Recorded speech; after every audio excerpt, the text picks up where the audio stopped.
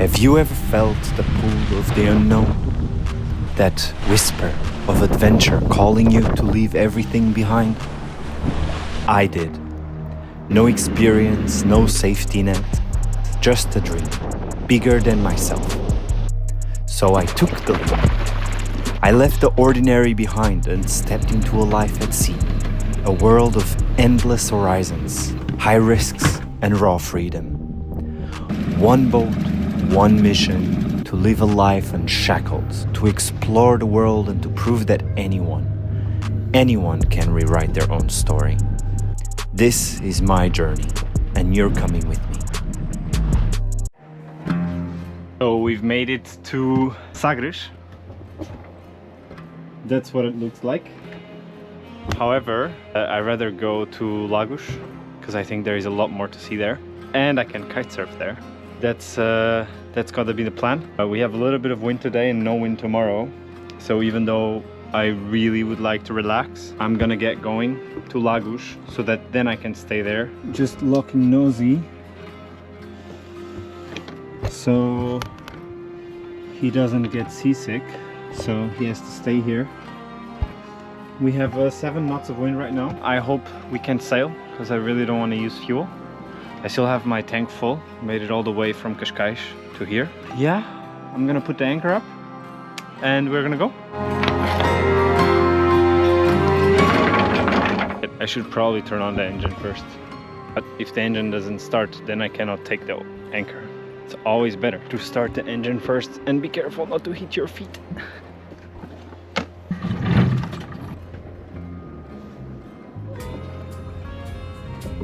For now, just the Genoa out. Someone who's not happy with Dada.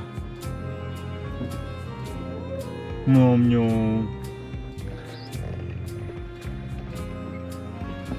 I was actually so in the mood for a nice, slow, easy sail that I'm actually super glad that the wind is shit today.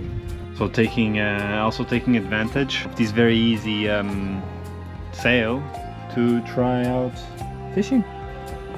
I have my extendable fishing rod. Let's see if it catches something, because I believe Nosy would be very interested. Where did he go? Hi Nosy! Hello! Hello! Hi! Hello! Kitty! You're feeling a bit lost because you can't go inside, right?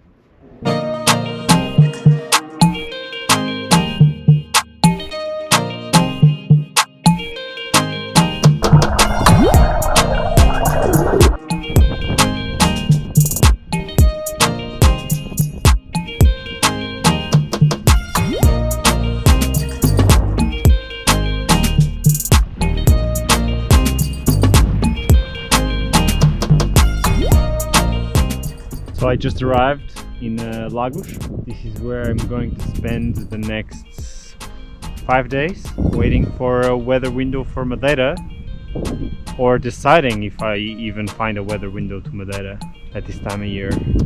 We'll find out. And I was lowering the anchor and something broke. So this is the compartment for the anchor locker. And this screw just came off and this whole thing snapped, and now basically I can't hold it. What I noticed is that these holes, they are eaten up. So I have the palito trick. You put the palito, this is not a palito, this is the word for it in and you break it. The toothpick, might add one more for good measure. Break it up and shove it in there, and that's another fix done. This boat life is full of these tiny just the tiniest thing breaks. It doesn't take a lot to fix, but you need to be able to fix. Otherwise, like, this is so helpful because you always need this every time you want to take the anchor out. Constantly fixing stuff. I guess it's because of the sea. The salt destroys everything, I guess. So I've just been relaxing here in Lagos for the last few days, but the sea state has seriously worsened, and that reminded me to check the weather, and actually tomorrow it's worse. So we are gonna go to Alvor, which is kind of in the middle of a river, and you see these reds here? That means that's shallow water. So I need to account for the tide. And right now it's high tide, and when I'm there I hope I will have space. Otherwise, when the tide goes down, the boat will run aground and I cannot leave that area. So this is an interesting challenge, very interesting. I pulled the dinghy up, I don't even know how. So I'm gonna turn on the engine now, and let's try to see if we can get this anchor off.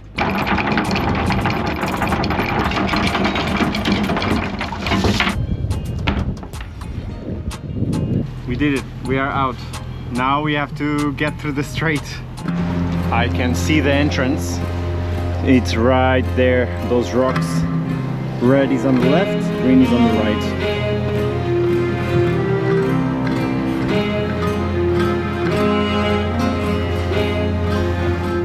Just ran aground. It was very smooth, and it's a sand bottom, so I hope it didn't damage that much. It's definitely too shallow for me, and my GPS is acting up. I don't know which one to trust, if the one that came with the boat or Navionics. Just a little bit outside Alvor there is a place to anchor, so I'm gonna try here, and that should be safe. I have to focus, otherwise I'm gonna anchor again. If you want to see what I'm dealing with, this is all extremely shallow, especially not in high tide, and we are now at, again, 2.3 meters of depth. I would be running aground here left and right without the tide, and now I feel the boat slightly bent to the right side. I hope it's the wind.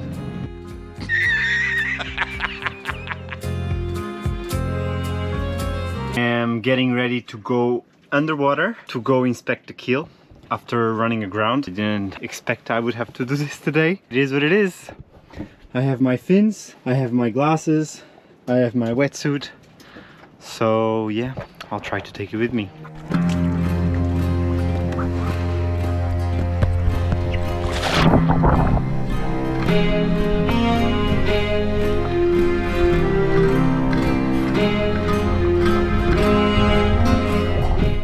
It looks good. Nothing I could really tell.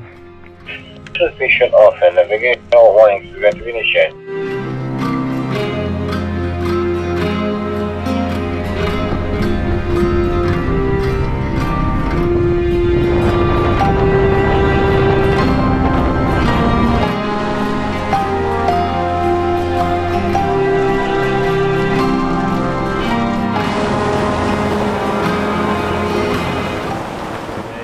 Is day 3 here in Alvor. I'm actually waiting for some parts. Full day here today after a storm. I'm just cooking right now. I'm doing shrimp pasta. It's looking good. This is why Alvor is amazing, because you come when the tide is high and you're literally in an island all by yourself, because only boats can get here. I've been here in Alvor for a few days now. It's been dead quiet, so I've taken advantage to test a few things out, fix some stuff. So here's what I have been fixing or installing. The first thing is the Starlink. It was actually super easy. I just bought the mount and I bought Starlink, passed the wiring all through here and going through this hole. It's being connected to the modem, which I will show you guys now. Modem is right there. That gives me internet. Another thing that I fixed was the steering wheel. This thing here. When turning it, it was super heavy.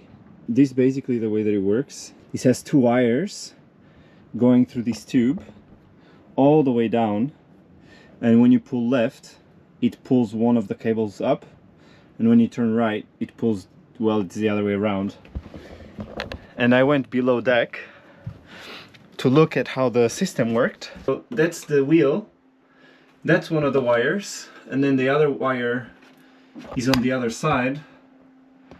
And when you turn, this thing goes to the left and right, and this is connected to this thing here, and that's an hydraulic autopilot, and they are all connected. So when you're manually steering, you're also moving the autopilot unit, and there was a cover that makes sure that it stays in place that had unscrewed itself. I just had to screw that back in, and now it works. Another thing I've managed to get working was the water maker. There is basically two buttons, flushing and start, and you flush to clear out the salt from the system, and you start to produce water. So the way that it works is seawater goes through the blue tube, that one, inside of the water maker. It passes through all of these filters, obviously, for the pressure.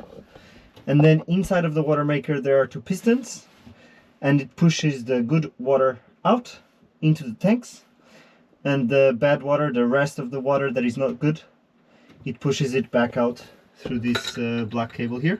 A few good hours to figure everything out and to test, but now it's working. It's already producing water. I'm using it to wash my clothes and to drink and to cook and everything, and it's like, yeah, no need to go into a marina. The only downside is it takes a lot of time. It maybe makes like 10 liters per hour. My tank is 100 liters, so I have to run it for 10 hours to get a full tank. Other stuff that I've been working on was testing my electrical outboard engine, because I realized that these gasoline ones, they consume a lot of fuel, and I'm not big on fuel consumption. So now I'm making sure I can switch almost everything that I can to electrical, so that I can live off solar and be sustainable. Fishing has not been really working out. That's another update. But basically I got this fishing rod that extends, and I've been trying an array of different types of fishing things, but nothing has been working. I'll show you. Includes all of these. I've had zero success with them. Some of them Nosy actually wanted to play with, but I can't let him because there are hooks on it. But none of these things work. At least not where I am. I don't know what I'm doing wrong. I'm gonna try and go talk to some local fishermen and see if they can sell me some stuff that works, because I would really like to fish some fish. Set up my barbecue. I'm now waiting for a battery shunt from Victron, because I realized that my charge controllers that take the sun's power and put it into my battery, they are reading a bad voltage, and that's causing the solar chargers to not put as much power as they can. So I've effectively been living off of solar, but I can still get more out of the solar. So I'm installing a new battery shunt, which should be quite straightforward. And actually that's why I've been in Alvor for so long, because I'm waiting for those deliveries, which are supposed to be today.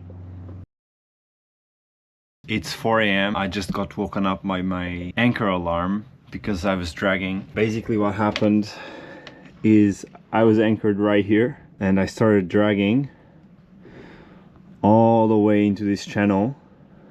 I had been dragging that way, I would be grounded. So that's not good. I had to basically rush outside, turn on the engine, lifted the anchor, turned around, came back here and reset the anchor. But yeah, it's 4 AM and I'm wide awake because I need to watch this. So I ran from Alvor because the anchor kept dragging. It was life telling me move on. I was in that spot for too long. Now I'm in Portimão. I'm gonna be here for a few days because there is a very bad storm coming. Still debating staying on anchor or not, but I found myself with some time to do some fishing. I have paired a mussel at a recommendation of a friend. I've set up my fishing pole.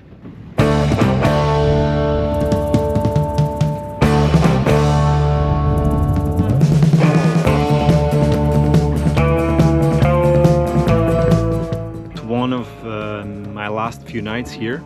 I am preparing now the passage to Madeira. It's gonna be around 5 days. The first time on the real open seas. Hoping for the best.